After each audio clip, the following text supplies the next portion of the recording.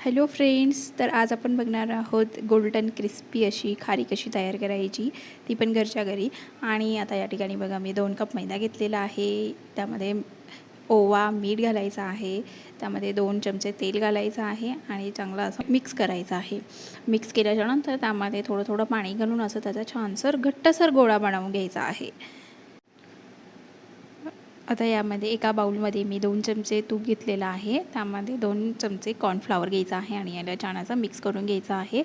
Mix केल्याच्यानंतर त्याची अशी बघा क्रीमी पेस्ट तयार होईल. आणि मग त्यानंतर आपण आता जे पीठ मळून घेतलं होतं त्याचे एकसारखे भाग करून घ्यायचे आहेत. ते भाग केल्याच्यानंतर एक एक गोळा उचलून त्याची एक छान पोळी लाटून घ्यायची आहे. पातळ पोळी लाटायची आहे आणि मी आता अशा प्रकारे सगळ्या पोळ्या लाटून घेतलेल्या आहेत आणि जे कॉर्नफ्लॉवर आणि तुपाची स्लरी बनवली होती ती प्रत्येक पोळीवर लावून घ्यायची आहे. प्रत्येक थर असा लावून घ्यायचा आहे.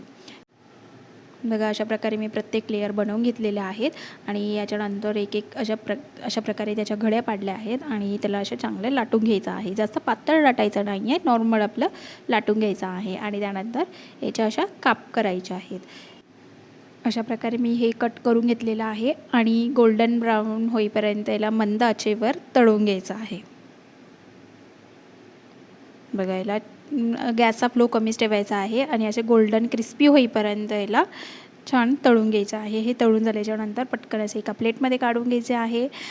तर अशा प्रकारे आपली गोल्डन क्रिस्पी खारी तयार झालेली आहेत.